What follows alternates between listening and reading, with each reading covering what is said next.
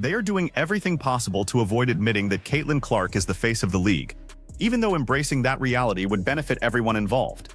The moment Clark stops being the WNBA's main attraction is the moment the league risks sliding back toward what it was before she arrived, a product largely ignored by the wider sports audience.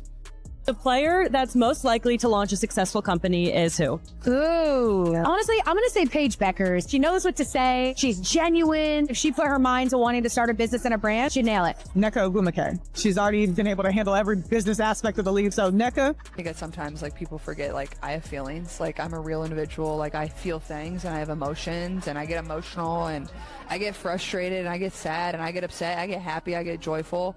And I feel and experience all that stuff, but at the same time, I have really thick skin. And I think also I always try to remind myself is social media is not always reality, and that is really lost on people. And I think we get so down a rabbit hole all the time that you read all these things and you're like, oh, that has to be true, or that has to be what people really think of me, or that has to be what the young girl thinks of me that's showing up. That's not true.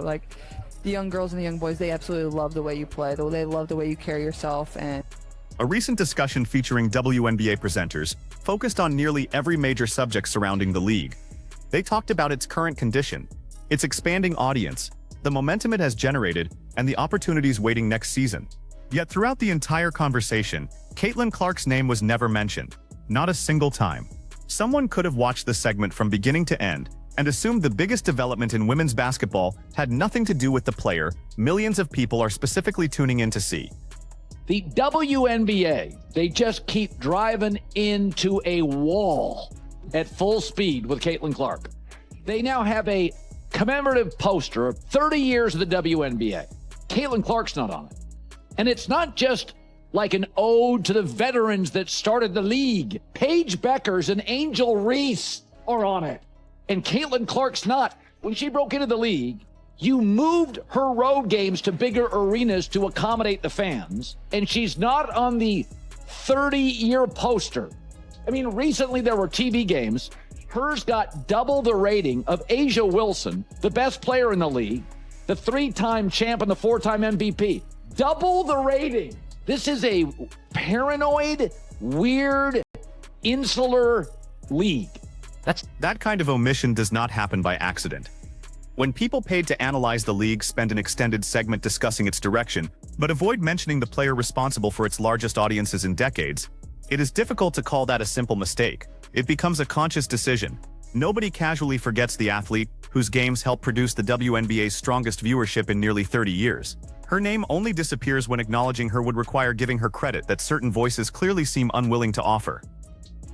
This phenomenon has just been crazy, right? I feel a little bit, I guess, empathetic for her because she didn't ask for any of this. She just wants the ball, right? She didn't ask for any of this stuff. I know that there's a lot of people that are frustrated that she doesn't speak more about some of the issues, that have nothing to do with basketball, by the way.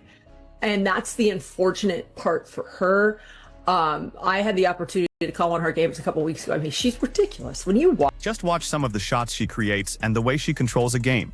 Because what is developing behind the scenes now has been building quietly for months. WNBA Commissioner Cathy Engelbert is reportedly expected to leave after the season, and much of the criticism surrounding her tenure connects directly to the way the league has managed Caitlin Clark's arrival. Sponsors have wanted Clark marketed more aggressively, but Engelbert spent 2 seasons failing to maximize the greatest commercial force the WNBA has ever welcomed. Whether that came from concern about upsetting established veterans or from badly misreading what the audience wanted, the result was the same. The league repeatedly undersold its most valuable attraction. So there was actually a report that came out today that says that the 2026 season will be Cathy's last season. Alexa Philippou said conversations with more than 20 stakeholders in and around the WNBA offer a general belief that for as much business growth as Cathy Engelbert has overseen, she's not the right person to navigate the demands of the league, the demands that the league currently faces, and what its stakeholders now need.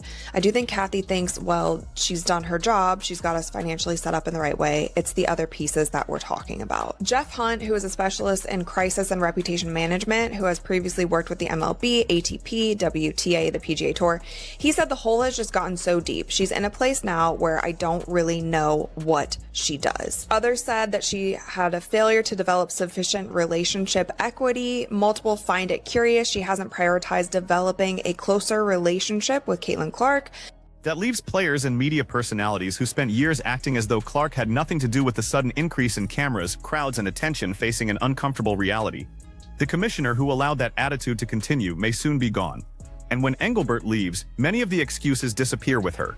The next person taking control will inherit a league badly in need of stronger revenue and sustained viewership. Only one current player has already demonstrated, repeatedly and through measurable results, that she can produce both on a level no one else in WNBA history has approached. Obviously, I'm so blessed to be at the helm of this league during this incredible hyper-growth period. So blessed that these players are putting the product on the court they are every night. They stand for the values that the W has long sought for. So I will just continue to, do my job, execute the strategy because it has been working, make sure we listen to the players, communicate with the players. And so absolutely just love this league and blessed to have had the career I had before and the career I have now. That is the part that appears to bother some people more than anything else.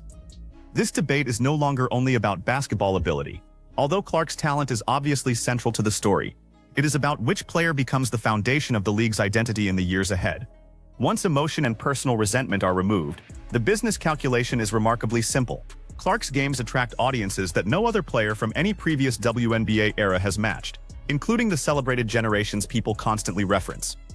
A new commissioner charged with improving the league's finances is unlikely to waste another season denying those numbers simply to avoid making a small group of veterans uncomfortable. This is insanity. What Caitlin Clark has showed us, the demand is still there. The hype is still there. And then when she performs like she did, and people are seeing on Twitter, or people seeing on the news and on social media and on YouTube, and they're seeing headlines that say Iowa CC is back, they're like, damn, those were good times. I gotta check it out. Wait, you're telling me Iowa CC? Wait, she did 45 and 10? Oh, I remember her doing 45 and 10. I remember those types of games. I remember her pulling up from the parking lot. Oh, I gotta tune in. Caitlin Clark has addressed this subject herself, and she has not hidden her frustration. She has spoken openly about how many people seem determined to portray her negatively, describing her as a manufactured hype project created by favorable media coverage while minimizing what she does once the game begins. She has made the point repeatedly in interviews. People eagerly discuss the attention, jersey sales, packed buildings, and ticket demand that follow her into every market, but they often move quickly past the basketball itself. They overlook the passing vision pushing assist records into new territory, the shooting range forcing defenses to redesign entire game plans, and the historic statistical performances that now sit permanently in the record books beside her name. I think there's just like a false characterization of who I am sometimes, and I get it, as a reporter or as a blogger, you can write an opinion piece and that's your job and whatever, but at the same time, you don't know me. We've never had a conversation. I get people have a job to do, but at the same time, don't make accusations about my character and who I am when you don't know me. I understand this is your job and this is your profession and this is what you get to do, and basketball is my profession and what I get to do, and I get to compete. This was always my dream, and nobody should ever try to take that away from me, the love and the joy that I have for the game, and they haven't and they won't, because it's my goal to win championships, and I know that I can help this team do that, and that's always what I remind myself in the moment. You can hear how tired she is when the subject comes up. It does not sound like pure anger as much as disbelief that the argument still exists 3 years into her professional career, despite everything she has accomplished both on and off the court. The evidence is available to anyone willing to examine it. She is producing individual stat lines that no other player in league history has recorded. She is filling opposing arenas that once struggled to sell even a fraction of their seats for ordinary weekday games. Pretending those things are not happening now requires a deliberate refusal to see them. That resistance cannot continue forever. Once Clark is formally presented as the league's central figure, and functionally, she already occupies that position, the attempts to erase her will become impossible. The WNBA's marketing department, major sponsors, and television partners will build campaigns around her regardless of whether certain players approve.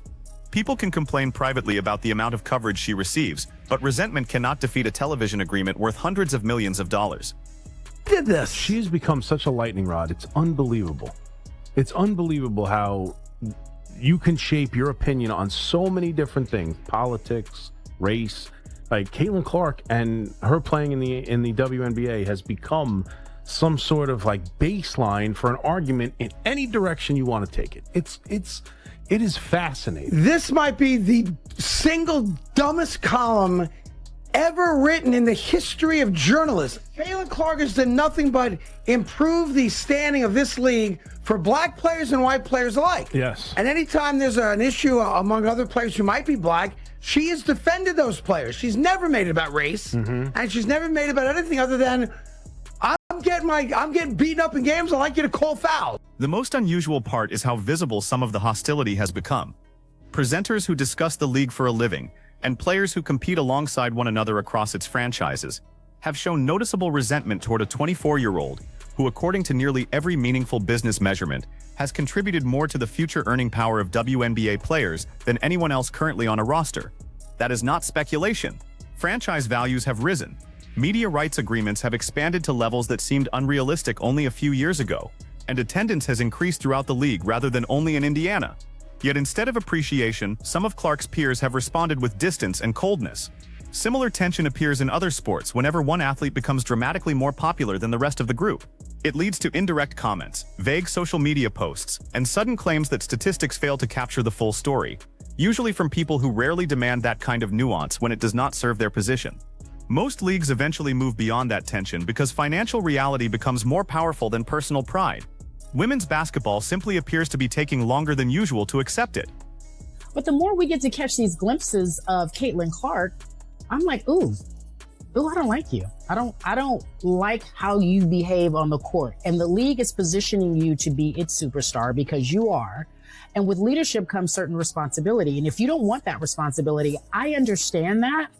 But the way that you behave, this entitlement that you behave, the way that you were talking to your coaches you and Sophie, you enjoy that, right? So if that's what you enjoy, if you want to be the villain, if you want to be the tough person, and I'm not even going to compare you to guys in the NBA, if that's what you two decide to do, or if that's what you specifically, Caitlin, decide to do, then let it be, because we're coming at you just the same way we would come at anybody else. And her fans need to recognize that.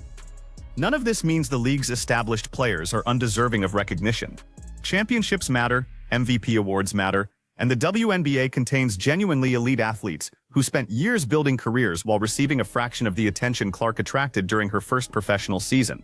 On a human level, it is possible to understand why that difference would create frustration, even when the frustration is directed at the wrong person. But understanding the emotion does not justify pretending the economics of professional sports do not exist. The best player at a given moment and the most marketable face of a league have never automatically been the same person in any major sport. Acting as though those roles must be identical does nothing to alter how sponsors, networks, and executives negotiate television contracts.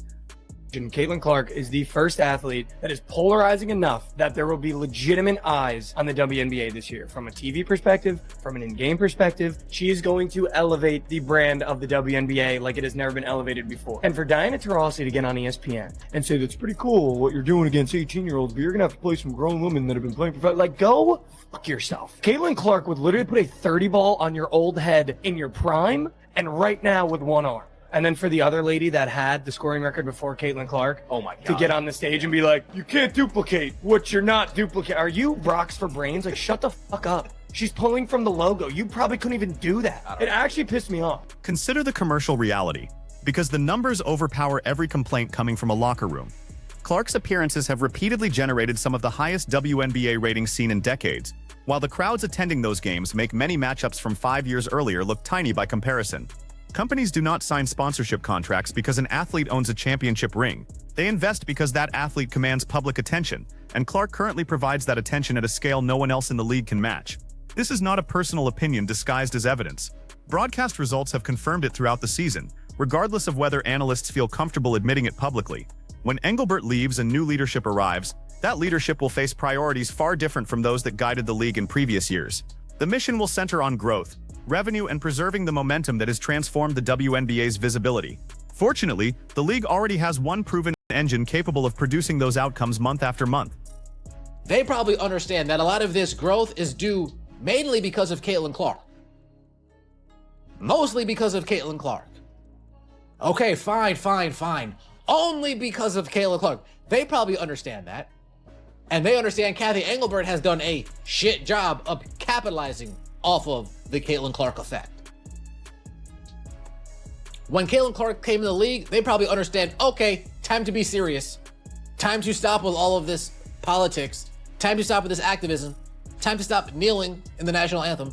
Time to stop sitting in the locker room during the national anthem. Time to stop allowing players to date players. Time to take this to the next level, make it a little bit more serious, a little bit more professional. A generational divide also sits beneath this controversy, and it rarely receives enough attention. Many players who established themselves before the streaming and social media era had to build recognition slowly. Their reputations grew through box scores, playoff performances, and championship runs accumulated across multiple seasons, often with little national coverage. Clark bypassed that gradual process because March Madness and nationally televised college basketball had already turned her into a household name before her first WNBA appearance. That enormous head start helps explain why her rise feels abrupt and uncomfortable to some veteran players. But arriving quickly does not make the attention unearned. The WNBA urgently needed an injection of interest, and Clark delivered one far larger than league officials likely imagined. Expecting that interest to be divided equally among numerous players who were not generating comparable demand ignores how the sports industry has always operated. People did not seriously argue that golf should stop centering Tiger Woods while he carried its television audiences for more than a decade. They did not demand that football move away from Tom Brady simply because other quarterbacks also won championships. When one athlete consistently moves numbers that nobody else can move, that athlete naturally becomes the centerpiece. I mean, if you want to be treated as a serious league, then do these. This is what happens. These are tough questions, but this is a fair outlet for you, a fair platform. I will treat you with respect, but don't say yes, and then all of a sudden somebody probably said, oh, maybe we shouldn't do this. Well, at some point, you have to do this. And she's 50 yards away. She's hitting practice shots out of the bunker. This is an important league. There's expansion. There's conversation. It's been agendaized. Everybody has something to say about it. Now you have a chance to answer these questions. I wanted Cathy to have that opportunity. You don't want to come on the show? Tell me you don't want to come on the show. I have no problem with that. But if you tell me you're coming on and you make us wait 2 hours, that's a problem. And that says a lot about what's going on, in my opinion, with the WNBA. That is the real issue hidden beneath all the public noise. When the season finishes and Engelbert's replacement assumes control, the resistance shown by certain players and presenters will collide with a commercial reality that has no interest in protecting anyone's feelings. Sponsors want Clark at the center of their campaigns. Television partners want her leading promotional material. Casual viewers who barely followed women's basketball 2 years ago are purchasing tickets and watching broadcast because she gave them a reason to care. That behavior will not suddenly reverse because some people inside the league would prefer the old hierarchy to remain untouched. Publicly resisting the change will not alter the final outcome. It only reveals how far certain perceptions have drifted from reality. Every time a presenter delivers a lengthy segment about the WNBA's growth while avoiding the person driving much of it, Clark's influence does not disappear. The omission merely becomes more obvious for what it is. Y'all nasty individuals, and I'm talking about the commentators, the analysts, and I'm talking about you fans of other players that just want to be nasty towards Caitlin. Yeah, bruh, you trying to steal her joy. She said you not. Y'all been doing this for going on 3 seasons now. Give it up. It's weird. Y'all putting false stuff on her name time after time, day after day. It's literally like y'all go to sleep with, what can I put on Caitlin tomorrow? And then wake up and be like, oh, it's time to go spread some more false narratives about Caitlin. That's like what y'all do every single day. Caitlin Clark is not demanding that every player, presenter, or executive personally admire her.